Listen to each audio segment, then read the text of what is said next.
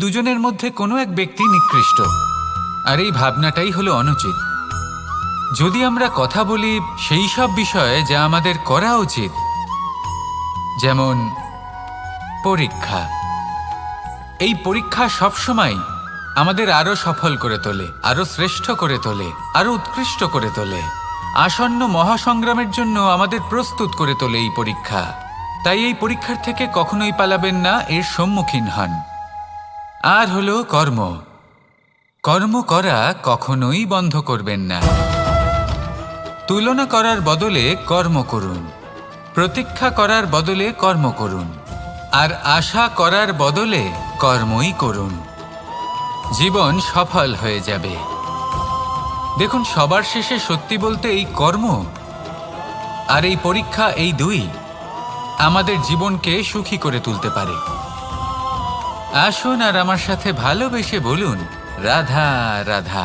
মানুষ তার জীবনে শিক্ষা এবং প্রেম এই দুই লাভ করে তার মাতা, পিতা এবং গুরুর কাছ থেকে।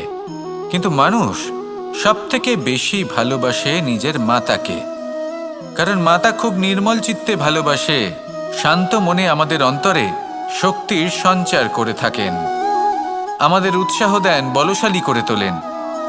ব্যাপারটা কিন্তু এমন নয় যে আমরা নিজেদের বাবা বা গুরুকে ভালোবাসি না, তাদেরকেও আমরা অত্যন্ত ভালোবাসি, শুধু ওনাদের কঠোর ব্যবহার দেখলে আমরা একটু ভয় পেয়ে যাই। এবার ওনাদের এই কঠোর ব্যবহার আমাদের ভালো না লাগলেও অত্যন্ত আবশ্যক, কারণ মাতার থেকে আমরা যে শক্তি লাভ করি তা যেন নিয়ন্ত্রণ হারিয়ে বিধ্বংসী না হয়ে ওঠে, আমরা যেন কোনো কুপথে না চলে যাই, আমরা কখনো যেন দোষ না করে ফেলি। শুধু সেই জন্য পিতা এবং গুরু একটু কঠোর হয়ে ওঠেন, এবং ওনাদের এই কঠোর আচরণ ভবিষ্যতে গিয়ে আমরা অবশ্যই বুঝতে পারি। জীবনে কিছু বছর আমরা এগিয়ে যাই আর তারপর আমরা বুঝতে পারি যে বাবা এবং গুরু আমাদের যথেষ্ট ভালোবাসতেন, কিন্তু ওনাদের ভালোবাসার বহিঃপ্রকাশ আলাদা। প্রয়োজনীয় হলো এটা দেখার, এটা বোঝার যে শুরু থেকে আমাদের প্রতি ওনাদের আচরণ কেমন ছিল। ওনাদের কঠোর হওয়ার পেছনে ওনাদের ভালোবাসাটা বোঝার চেষ্টা করুন, ওনাদের চিন্তাটা বোঝার চেষ্টা করুন, ওনাদের পথপ্রদর্শনের আড়ালে আপনার ভবিষ্যতের জন্য যে পরিকল্পনা ওনারা করেছেন সেটা বোঝার চেষ্টা করুন। তখন আপনারা বুঝতে পারবেন ওনাদের ভালোবাসাকে। আপনার মনের মধ্যে আপনা থেকেই ওনাদের প্রতি সম্মান জেগে উঠবে। নিজের পিতা এবং নিজের গুরু এই দুজনের প্রতি কৃতজ্ঞতা প্রকাশ করুন আর আমার সাথে ভালোবেসে বলুন, রাধা রাধা। আমি অনেক সংখ্যক মানুষকে দেখেছি, তাদের কাছে অত্যাধিক জ্ঞান আছে, শিল্প আছে, ধন আছে, কীর্তি আছে, কিন্তু তারা এই সব কিছু নিজেদের কাছেই রাখেন, এই সমাজে বিতরণ করেন না। কারণ হলো ভয়। ওনাদের মনে হয় যে যদি আমি এই সব কিছু সমাজে বিতরণ করি তাহলে সমাজ আমার শিল্প হোক, ধন হোক, জ্ঞান হোক, কীর্তি হোক, সবকিছু চুরি করে নিয়ে যাবে, আর তার বদলে আমি কিছুই পাবো না। এটা কিন্তু সত্য নয়।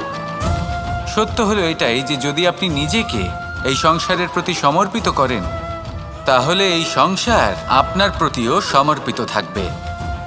আপনি শুধু ধন, জ্ঞান, কীর্তি, সম্মান পাবেন তাই নয়, বরং এই সমাজ আপনাকে নিজের চোখে হারাবে, মনের মধ্যে স্থান দেবে। তাই এই ভয় ত্যাগ করে দেখুন কিভাবে এই সমাজ আপনাকে প্রেম সমর্পণ করে। আসুন আমার সাথে ভালোবেসে বলুন, রাধা রাধা। জীবন কিসের উপর নির্ভরশীল? ধনের ওপর, বৈভবের ওপর, নিঃশ্বাসের ওপর? না, এই জীবন নির্ভরশীল বিশ্বাসের ওপর। বিশ্বাস নিজের ওপর, বিশ্বাস আমাদের আপনজনের ওপর। কিন্তু যখন এই বিশ্বাস ভেঙে যায় তখন মানুষের মনও ভেঙে যায়, আর তারপর সে অন্য কিছু করতেই পারে না। তখন কি করা যেতে পারে? 3টে কাজ আছে যা আপনি করতে পারেন। প্রথম, ভালোবাসা। যাকে আপনি ভালোবাসেন, যারা আপনাকে ভালোবাসে, ভুল যারই হোক না কেন, তার কাছে ক্ষমা চাইতে কখনোই সংকোচ বোধ করবেন না। দ্বিতীয় হলো বিশ্বাস। যারা আপনাকে ভালোবাসেন, আপনাকে বিশ্বাস করেন, তাদের বিশ্বাস কখনো ভাঙবেন না। তৃতীয় হলো আশা। যারা আপনাকে ভালোবাসেন, আপনাকে বিশ্বাস করেন, তাদের আশা আপনার সাথে জড়িত। তাদের থেকে কখনো কিচ্ছু লুকোবেন না। এই 3টে কাজ করুন আর এই জীবন সুপ্রসন্ন হয়ে বলবে রাধা রাধা। মানুষের জীবনে 2 ধরনের আবেগ থাকে যা চিরকাল তার সাথে বসবাস করে। প্রথম, স্বপ্ন। দ্বিতীয়, অজুহাত। মানুষ হাজার হাজার স্বপ্ন দেখতে পারে। আমাকে এই কাজ করতে হবে, আমাকে ওখানে ঘুরতে যেতে হবে, আমায় জীবনে এই অসম্ভব কাজ বাস্তবায়িত করে দেখাতে হবে, আদি ইত্যাদি। এবার ঠিক যেমন স্বপ্ন দেখেন, সেইভাবে অজুহাতও খুঁজে নিয়ে আসেন। আমি এই স্বপ্ন পূরণ করতে পারলাম না, কারণ আমাকে কেউ সাহায্যই করল না, কারণ আমি দুর্বল হয়ে পড়েছিলাম, কারণ আমার কাছে সময়ই ছিল না, আদি ইত্যাদি। এবার সাফল্য এবং অসফলতার মাঝখানে এই ধরনের সংঘর্ষ হতে থাকে। সাফল্য তখন লাভ করা সম্ভব যখন আপনার স্বপ্ন আপনার অজুহাতের থেকে অনেক বড় হয়, আর অসফলতা তখন পাবেন যখন আপনার অজুহাত আপনার স্বপ্নের থেকে অনেক বড় হয়।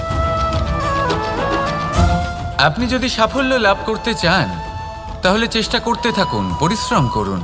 যদি অসফল হন তাহলে ভয়ভীত হওয়ার কোনো প্রয়োজন নেই। নিজের ভুল বুঝুন, তাকে শুধরে নিন, আবার চেষ্টা করুন। কিন্তু যদি নিজের জীবনে অজুহাত নিয়ে আসেন তখন স্বপ্ন কখনো পূরণ হবে না। আসুন আমার সাথে ভালোবেসে বলুন রাধা রাধা। ভয়ের সাথে আমরা সবাই পরিচিত, কষ্টও আমরা সবাই পেয়েছি। কখনো কখনো আমরা অসুস্থ হয়ে পড়ি, আর এমন সময় হলে মাতার মমতা, কখনো বাবার স্নেহ, কখনো বন্ধুদের পাশে থাকার অনুভূতি আমাদের রোগ নিরাময়ে সাহায্য করে। কখনো যদি আমরা নিরাশ হয়ে পড়ি, তখন যদি আমাদের কোনো আপনজন আমাদের 2টো ভালো কথা বলে, তখন আমাদের মনোবল বেড়ে যায়। ঠিক তেমন সংসারের এই রঙ্গমঞ্চে যদি আপনি পীড়িত অনুভব করেন, কিছু শুভ কথা আলোচনা করুন, কিছু স্তুতি গান করুন, কিছু মুহূর্তের জন্য হলেও নিজের ইষ্টদেবের কথা স্মরণ করুন আর প্রার্থনা করুন। সাহস বাড়বে, শক্তিও বৃদ্ধি পাবে এবং সামনে এগিয়ে চলার পথও দেখতে পাবেন। তখন এই মন প্রসন্ন হয়ে বলবে রাধা রাধা। কখনো কখনো অন্ধকারের সাথে লড়াই করার জন্য আমরা প্রদীপ জ্বালাই। এতে প্রথমে সলতে রাখি, তারপর তেল ঢালি, তারপর আগুন জেলে এটা প্রজ্বলিত করি। তারপর একটা সময় আসে যখন এই প্রদীপ নিভে যায়। কারণটা কি? কারণ কি এটা যে প্রদীপের প্রকাশমান হওয়ার ক্ষমতা সমাপ্ত হয়েছে? না, এই যে আগুন আমরা দেখতে পাচ্ছি, এই আগুনের জন্য যে শক্তির প্রয়োজন হয় তা আসে এই তেল থেকে। যদি এই তেল সমাপ্ত হয়ে যায় তাহলে এই প্রকাশ তাও সমাপ্ত হয়ে যায়। আর আমাদের জীবনে এই তেল হলো আমাদের কর্ম, আর এই আগুন আর এর দ্বারা উৎপন্ন হওয়া প্রকাশ আমাদের ভাগ্য। যত আমাদের কর্ম ক্ষীণ হতে থাকবে, আমাদের ভাগ্য সৌভাগ্য কোথাও না কোথাও লুপ্ত হয়ে যাবে। যে উজ্জ্বল ভবিষ্যৎ আমরা চাইছি তা কখনো লাভ করতে পারবো না যদি কর্ম না করি। ঠিক যেমন তেল ছাড়া অগ্নি উৎপন্ন হয় না, তেমনি কর্ম ছাড়া সৌভাগ্য হয় না। আর যেমন কর্ম তেমন ভাগ্য। তাই সবসময় কর্ম করতে থাকুন, কর্ম করা থামাবেন না। আর আমার সাথে ভালোবেসে বলুন রাধা রাধা। জীবনে 3টি বিষয় আছে, 3টি বস্তু আছে, তারা যেন আপনাকে কখনো বশে না করে নিতে পারে। প্রথম হলো ধন। ধন যতক্ষণ আপনি ব্যবহার করতে থাকেন, যতক্ষণ তা আপনার কাজে আসছে, ততক্ষণ ঠিক আছে, এই ধন আপনার কাছে অমৃত। কিন্তু যখন এই ধন আপনাকে ব্যবহার করতে শুরু করে, বুঝে যাবেন যে আপনার পতনের সময় শুরু হয়েছে। দ্বিতীয় বিষয়, ফেলে আসা অতীত। যাই করুন, আপনি অতীত পাল্টাতে পারবেন না, আর এই সত্যিটা আপনিও জানেন। কিন্তু তাও এর বশবর্তী আমরা হয়ে পড়ি। আর যখন তাই হয়, তখন এই সংসারে আমরা যেখানেই যাই না কেন, যত বড়ই সুখ লাভ করি না কেন, সেই সব আমাদের কাছে তিক্ত বলে মনে হয়। তৃতীয় বিষয়, আপনার আশেপাশের মানুষ ভিন্ন ভিন্ন ধরনের মানুষ হয়, যাদের চিন্তা ভাবনা এবং দৃষ্টিভঙ্গি ভিন্ন ভিন্ন প্রকারের। যদি এদের বশবর্তী আপনি হয়ে পড়েন, তাহলে কেউ বলবে এটা করো, এটা ভালো, কেউ বলবে এটা করো না, ওটা করো, ওটা ভালো কাজ, কেউ বলবে এই দুটোই করো না, অন্য কিছু করো।